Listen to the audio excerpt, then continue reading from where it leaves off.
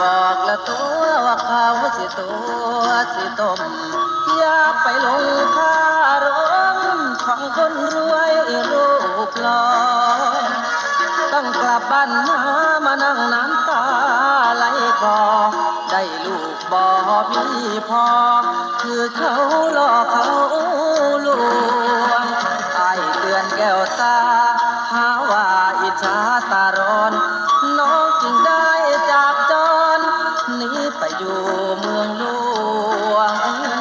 ลูกชายใจดำทำให้ระกำช้ำสวงเสียสิ่งที่แหนห่วง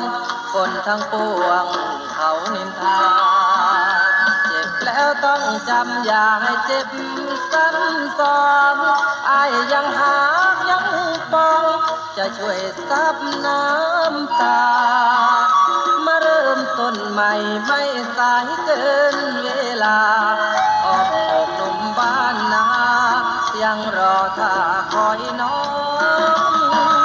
ลูกอยู่ในท้องอ้ายขอรับรองเป็นพ่อหยุดร้องไห้เถิดน้องหันหน้ามานวลน้องอ้อมแขนพี่นี้ยินดีจะกอดประคองลืมความช้ำมนมองที่ยังหักน้องเหมือนเดิม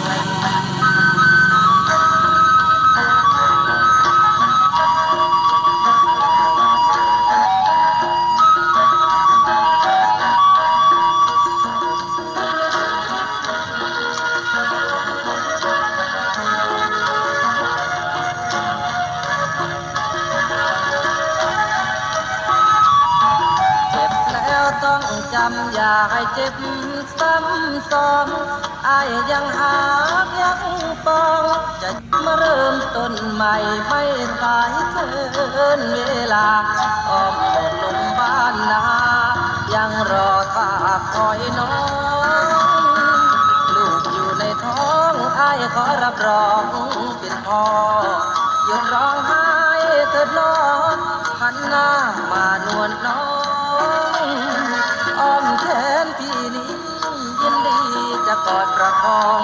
ลืมความช้ำมนมองที่ยังหักน้องเหมือนเดิม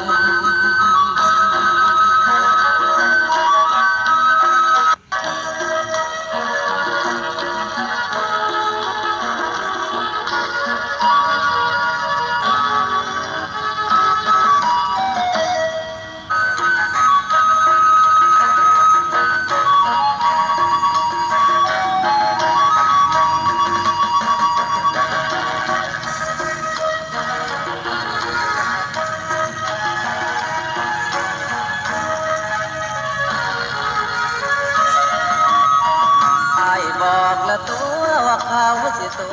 วสิต้มอย่าไปลงคารมของคนรวยรูปหล่อต้องกลับบ้านมานั่งน้ำตาไหลคลอ